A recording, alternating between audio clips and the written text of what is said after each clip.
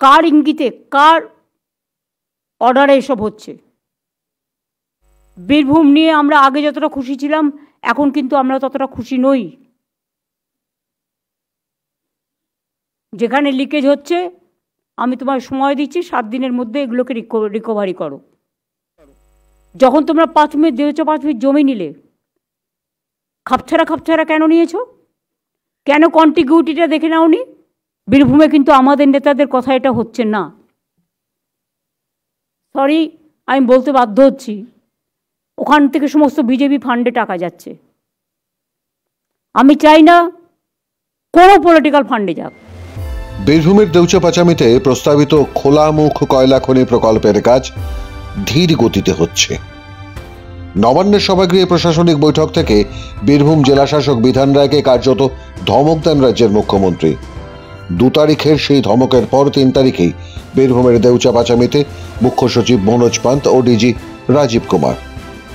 Mohammad Bazar block অফিসে বৈঠকের পর সাংবাদিকদের প্রশ্নের উত্তরে রাজ্যের মুখ্য সচিবের দাবি, 370 একরের মধ্যে 326 একরের সম্মতি নাকি পাওয়া গেছে।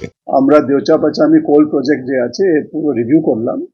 রিভিউ করার পরে যে ইনস্ট্রাকশনস এটা দেওয়া হয়েছে, যাতে আমরা একটু আরো ফোকাসড ম্যানারে আগামী দিনে কাজ করতে পারি। এর মধ্যে সবারই সহযোগিতায়, স্থানীয় মানুষের সহযোগিতায় অনেক অগ্রগতি হয়েছে। আমরা ইতিমধ্যে অনেক জমিও মানুষ কাছ থেকে আমরা পেয়েছি, কিনা হয়েছে।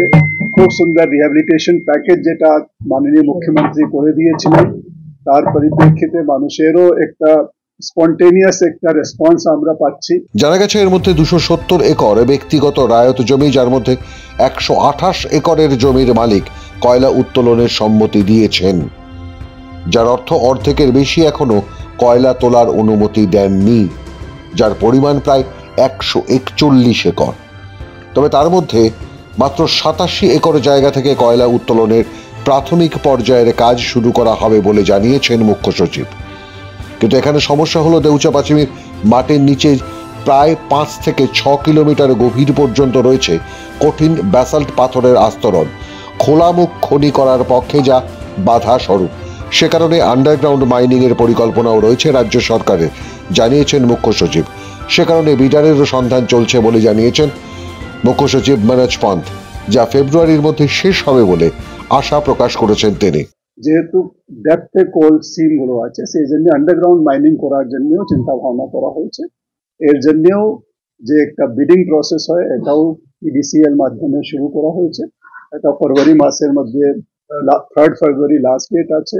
ওখানে আমরা যেরকম রেসপন্স পাবো সেই হিসাবে আমরা আশা করছি আন্ডারগ্রাউন্ড মাইনিং এরও যে প্রস্তুতি আছে এটা শুরু করা হবে।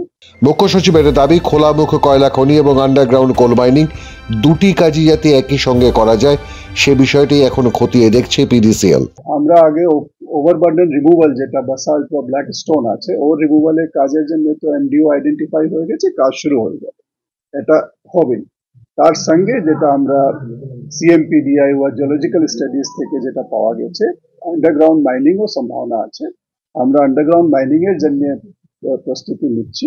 ওটা হলে তাহলে দুটোই কাজ সঙ্গে সঙ্গে করা যায়, বিকজ ওভারবার্ডেনও প্রচুর ব্ল্যাক স্টোন ও বাসাল্ট আছে, এটাও একটা বড় সম্পদ, আমাদের রিসোর্স আছে, এটাকে আগে তুলতেই হবে।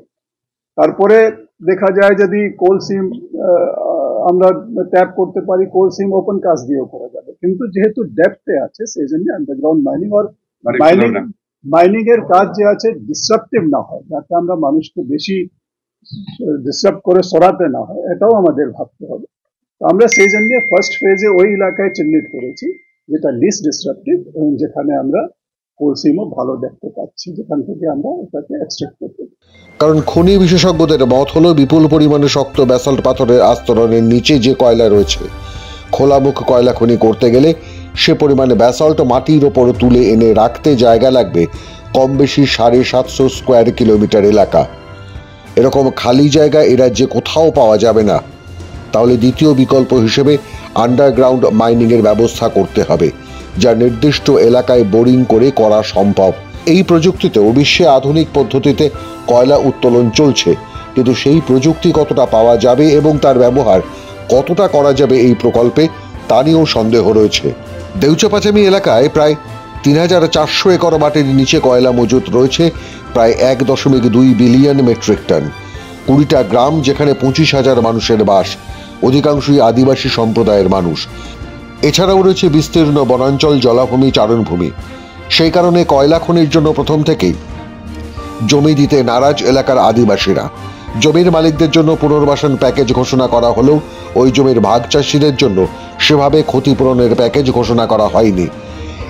সে কারণে একটা বিরোধিতাও রয়েছে গোটা অঞ্চল জুড়ে।